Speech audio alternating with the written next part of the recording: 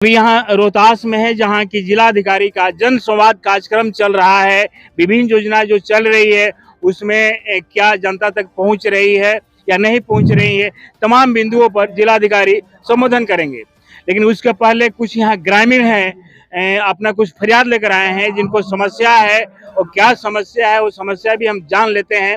इसके बाद डीएम साहब का भी बयान सुनाएंगे, डीएम साहब क्या कुछ कर रहे हैं। तो उसके पहले यहाँ की जनता से हम बात कर लेते हैं। सर, किस तरह की परेशानी है? हमारे गांव बभनी में दारू का कारोबार बहुत ज़्यादा हो रहा है मुसहर टोली में, जिससे हम लोगों को आए दिन मारपीट की समस्या बनी रहती है, क्योंकि बहुत दूर दूर से लोग हमारे यहाँ दारू पीने और ख़रीदने के लिए आते हैं, जिससे कि वहाँ बाइक चोरी की भी समस्या अब स्टार्ट हो गया है। शाम को बहन बेटी घूमने के लिए बाहर जाती हैं और उससे डर बना रहता है कि कहीं कुछ अनहोनी ना हो जाए। अपना परिचय बताइए।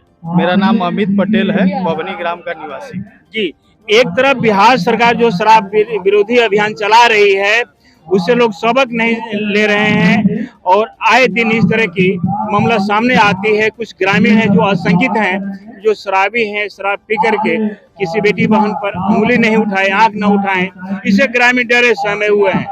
और शराब पूरी तरह से शराब पर पाबंदी है, लेकिन शराब दिखता नहीं लेकिन बिकता जरूर है, ये कटु सत्य है। आगे भी हम दिखाएंगे जिस तरीके से ये पंडाल लगा हुआ है, ये जिला अधिकारी के लिए लगा हुआ है, जो कलेक्टर साहब हैं और विभिन्न जो डिपार्टमेंट चल रही है सरकार का उसके एडीएम साहब हैं, सब पदाधिकारी यहाँ आए हुए हैं और विभिन्न योजनाओं पर जो है बातचीत करेंगे, जनता से फीडबैक लेंगे कि क्या सरकार की योजनाएं रियल में धरातल पर उतर रही है नहीं उतर रही है, जनता क्या कह रही है।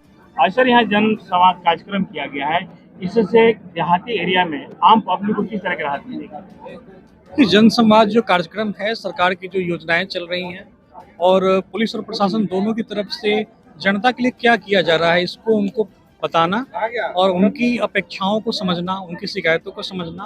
और ये है कि जब प्रशासन चल के जनता के दरवाजे पे आकर आपके बीच बैठकर आपके स्कूल में, कॉलेज में, पब्लिक प्लेस पे तो एक समन्वय अच्छा स्थापित हो, हम लोग एक दूसरे को बहुत अच्छे तरीके से समझ पाएँ, ये भी समझ पाएँ जिला स्तरीय पदाधिकारी की क्या नीचे लेवल पे जो चीज़ें लागू की जा रही है उनमें कोई कमी तो नहीं है, क्या उसको और बेहतर किया जा सकता है। काफ़ी अच्छा फीडबैक मिला लोगों को, हम लोगों ने भी मैसेज दिया ट्रैफिक को लेकर, सिक्योरिटी को लेकर, इसके बाद में नए थाने ओपी खोल रहे हैं उनको लेकर, पुलिस पब्लिक के बीच मित्रता संबंध स्थापित हो, इसके लिए इसके बारे में क्या कहेंगे? बिल्कुल, मित्रवत संबंध।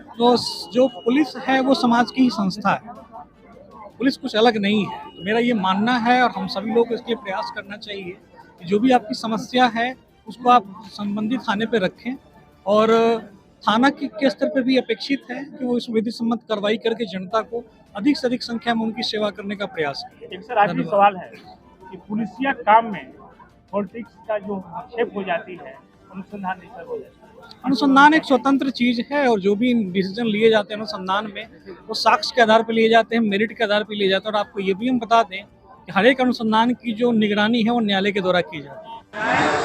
समस्याओं को रखें, बेचक का संवाद कायम करें ताकि समस्याओं का विभिन्न तरीके से सही काम हो सके।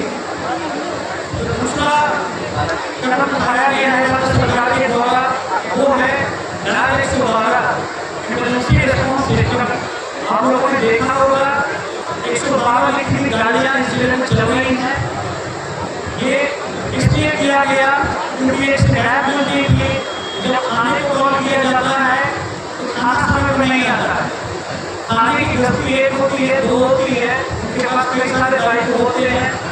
कई बार एक साथ बहुत सारे कॉल आ जाते हैं, कहीं रोड एक्सीडेंट हो रखा है, कहीं जाम है, कहीं कोई बैंक चेकिंग है। ऐसे में आम जनता के कॉल पे सही समय पर नहीं पहुँचने की शिकायत मिलती थी। उसको देखते हुए राज्य सरकार के द्वारा नीतियाँ निर्णय लेते हुए 112 की व्यवस्था की गई। गाँव में नौकरियों को बढ़ाई जा रही है, तरह तरह की समस्याएं हमको बताई जा रही है ग्रामीण स्तर पे। मेरा इसमें ये कहना है कि इन समस्याओं का निदान पंचायत में ही है। इन समस्याओं के निदान के लिए जो पंचायत में फंड आ रहा है और जो मनरेगा के माध्यम से काम कर रहा है वही से कराना है। जिला प्रशासन का इसमें कोई रोल नहीं। तो आपको सभी जनप्रतिनिधियों से मेरा आग्रह होगा कि इस तरह की समस्या को नोट करें और इस तरह के कार्य जो बचे हुए में पानी का जमा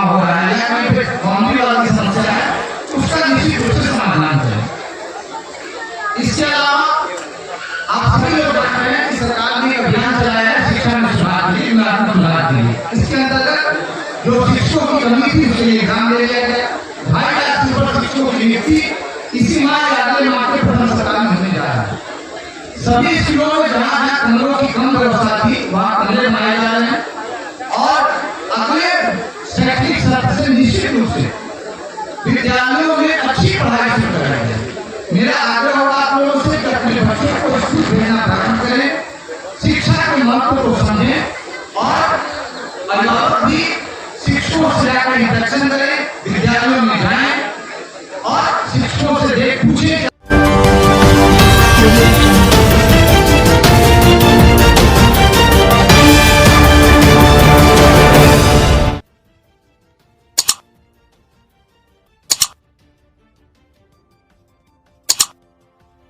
आज सर यहाँ जन संवाद कार्यक्रम किया गया है,